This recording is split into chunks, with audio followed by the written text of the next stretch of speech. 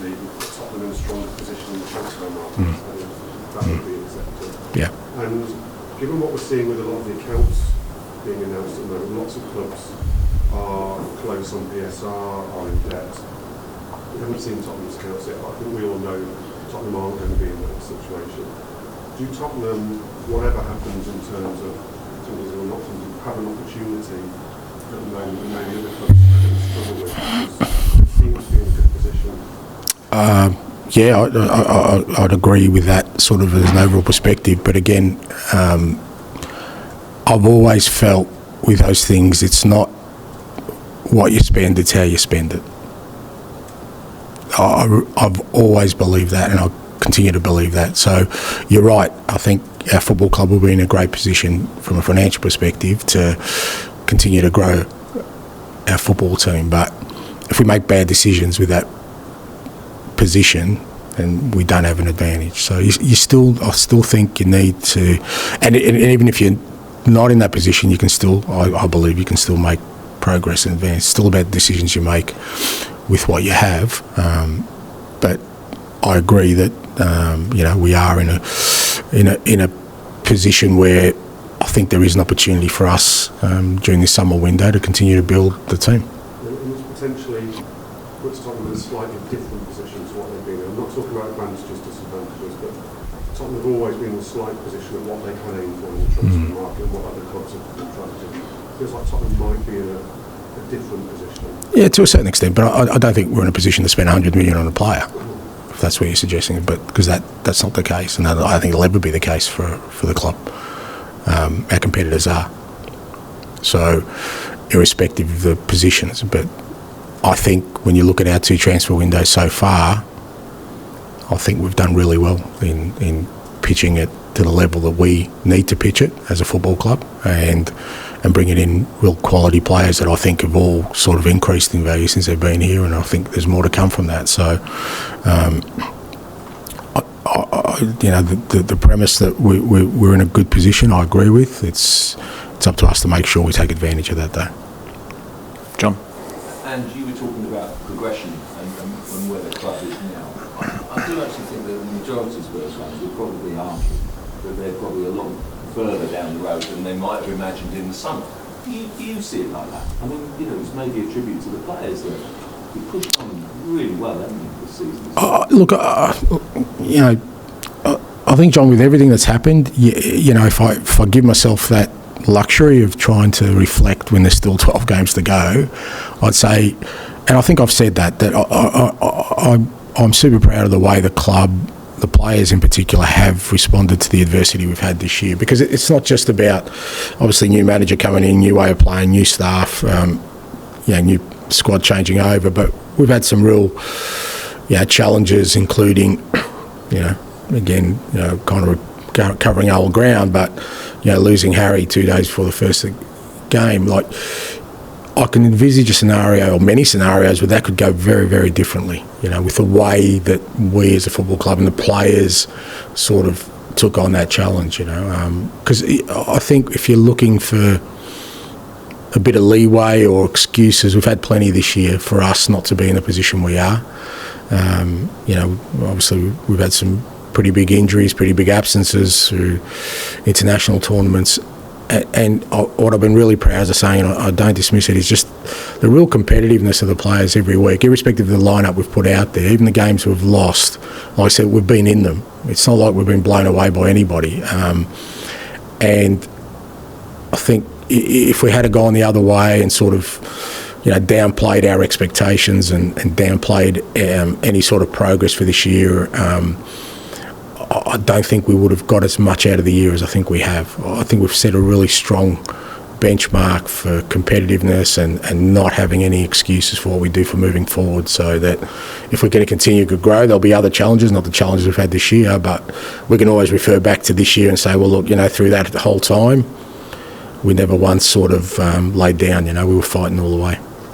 Purely from, I guess, a football sense, why is the Champions League and why is Europe so important to you? I mean, I guess it's an obvious question, but in terms of progression, in terms of incredible nights, this club has such a rich tradition. It does, and I think it challenges, players. So for me, that's that's where you get more growth, expose your players to different kind of conditions, different kind of football, different kind of challenges. More games allows you to get more growth in the group in general, at different levels. So I do believe it's important for our growth. And, for me, that'll be, like I said, that's what I keep saying, I would have loved to have been in Europe this year. I really think it would have accelerated our growth in any European competition this year if we were in it. So, it's imperative for us that we're back in there next year, and I think that will help us grow the group and grow the individuals. But again, not just being satisfied with that. It's about using that then as a vehicle, like I said, to get us where we want to. Kieran. Hi, Ange. Thank you. It feels like we've heard more about set-piece coaches than ever before, to the extent where we even know the names of the guys at Arsenal and Man City. You don't sound excited by that, mate. Chelsea creating their own set-piece department. Yeah. Have you ever had a set-piece coach by your side of it? Or you thought about here? No, I've never had a sort of specific set piece coach. I've always had somebody who's responsible for that, but usually I always think it's better if that's somebody part of the coaching staff, because I think it's just an extension of how we play our football. I think that I don't really separate set pieces from everything else we do in terms of the kind of team we want to be. So it kind of all hopefully links in. So I've always used, a member of coaching staff here. We've kind of split the roles between Millet and Ryan Mason in terms of attacking and defensive set pieces, and they put a lot of work into it along with the analysis staff, and I'm sure every club does these days. But some have gone down the specialised route, which I think I kind of understand. It's just it's not how I work. I've always tried to create a kind of collegiate, collective sort of environment for everything we do, so that nothing is really separated, hopefully. And I wouldn't feel comfortable in kind of just bringing in specialists for just one particular area, just for the way I work more than anything else. But I can see why other clubs do it, and I guess they're an important part of football these days. But all parts of football, I think, are important. I don't think there's one that's more important than any other. Just as important as the coach is having a good take out, and obviously you've got Pedro coming back, Yeah. takes the corners, Yeah. obviously Madison is great, and that's just as important as having those. It's vital. Yeah, I mean, delivery is vital. I thought last week it wasn't great. Matters is usually good at them, but I thought we had a lot and we didn't really. And I know Meso was pretty disappointed with that. So it's always areas you can improve. And those guys practice them. He said Pedro's great, but it does help as much as your organisation. You still need somebody, who can execute. If you've got, I'll go back a bit, but if you've got David Beckham on a free kick, you don't need a set piece coach. Just one more on that. I remember much of the day with highlighting how Everton was sort of targeting Enquiries. Is there a way to sort of help him overcome that? Yeah, I know what you're saying. But again, I think it's one of those kind of spot fires we've had during the year. I don't think it's been a real issue for us. I mean, it was that game, but I didn't feel that the officiating around that game. And it's been interesting to see since then. It seems like they've become a little bit more vigilant about how much contact there is in a penalty box. So we were the test case maybe for that. But I think Vic's handled it really well. It's not easy for a goalkeeper coming into the Premier League from a league outside, because I don't think there are many leagues. Well, I don't think there are any leagues like the Premier League, and the pressure he puts on goalkeepers just from that aspect of it, the physical aspect of it.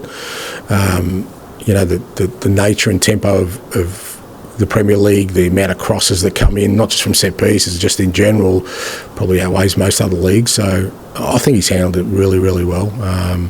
And the rest of it is just, like I said, us dealing with defensive set pieces. I think for the most part we've handled them pretty well. I don't think the club as a whole last year handled them too well. I think we've definitely improved in that area, but there have been games where we feel like we could have been better at. Last week, for instance, I mean, Eze's free kick was outstanding, but our wall was pretty poor. So, that's the things you kind of look at and you go, okay, well, let's see if we can fix that kind of stuff. Done. And just to pick you up on something you said to Matt, you said you don't think the club will ever spend 100 million on a player. Is that because it's policy to look for more value in the market, or is that just purely financials? I think it's purely financials. I mean, and to be honest, if I had the luxury of 100 million, I'd rather get 250 million players. God, that's great, isn't it, to say that? Wonderful. The world where I've... Yeah, true. The world I've come from. Yeah, anyway. Arsenal didn't look like they would be able to do that years ago. Yeah. Get on the rise. Yeah, you could be right. That could be just my, background and conservative nature where I've come from. Where, as I said, I've never been in that kind of position. And I've always felt like it's really important how you use the funds you have available, knowing they're not limitless. If we can, and somebody tells me we can, I'll gladly spend it, mate. But I try and put limits on my wife's spending, and they try and put limits on mine, mate. So, yeah, works better that way. Just a bit of advice. Anyway. I was going to ask something similar. I was just trying to understand exactly why the club can do that, given the revenues it brings in, but also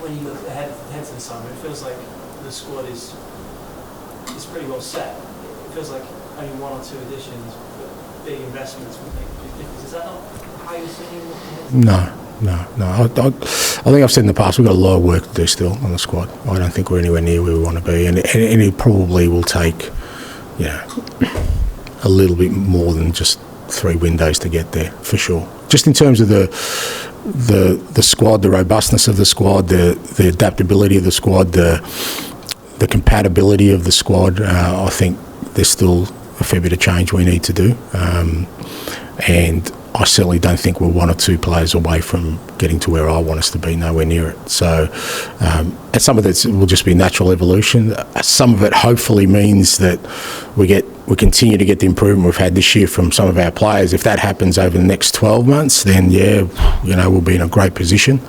But you've got to remember, a lot of our group, this is their first year in the Premier League for a good chunk of them that are sort of been there ever present, almost a big core of it. So we need them to keep improving at the rate they are. But we've still got a lot of work to do with the squad. I think we're a long way away from having 1 or 2 players to get us to where we want to. So fair to say to expect a similar kind of approach this summer as we've seen. Well, a little bit that depends on kind of availability of players, suitability of players. So there could be more activity, could be less activity, but again, what we want to do is make sure we bring in the right ones. So I'm not saying that, maybe we only do bring 1 or 2, I don't know, but that'll only be because there are only 1 or 2 that we think are suitable for what we're looking for. But that doesn't mean like I said, we'll be where we want to be, or where I want us to be. Just one point Kieran made about set pieces. Really, you mentioned, why particularly him for the defensive side of set pieces? What does he bring, and does he also seem like the kind of coach who also wants to be a manager? Millet's, obviously I coached him, and now he's a manager and coach in his own right, and he's very disciplined, and he's very well organised, and I just thought, with him not being out of the game too long ago, he's got a good understanding of what's there, and he's a scary bloke, mate. So people are scared to go up against him. So I figured that's good criteria. Just finally to clarify, you said everyone was fit last week. Yeah, he's fine. Yeah, he's okay. Like I said, he's been carrying a bit of a back nickel, but this week's been better, to be fair. Like I think last week not starting probably helped him a little bit. So he's all good. He's trained all week. Okay, thanks, guys. Thank you. Oh, sorry. Yeah. Hey, how you going? These blokes wouldn't even think about it. Wouldn't even enter there. Seriously. Yeah. Today, obviously, it was announced that Spurs is doing an official supporters association for women on the league.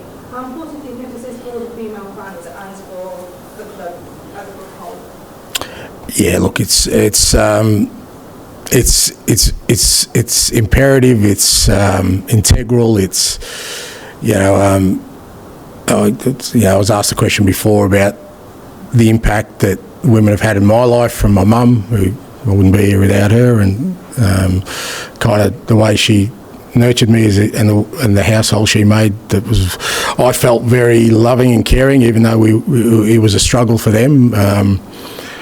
To my wife, who's a superstar, and I wouldn't be manager of Tottenham if not for her, because she's always had more belief in me than any other person on this planet, certainly more than the blokes in this room.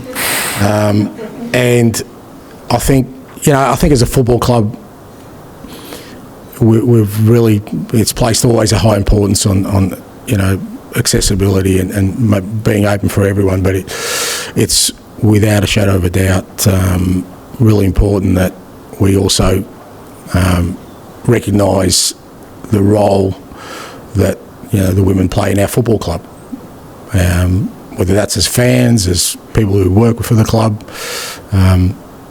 vital roles that we wouldn't be able to function without. Thank you. Thank you. Good luck, Ange. Thank you, guys.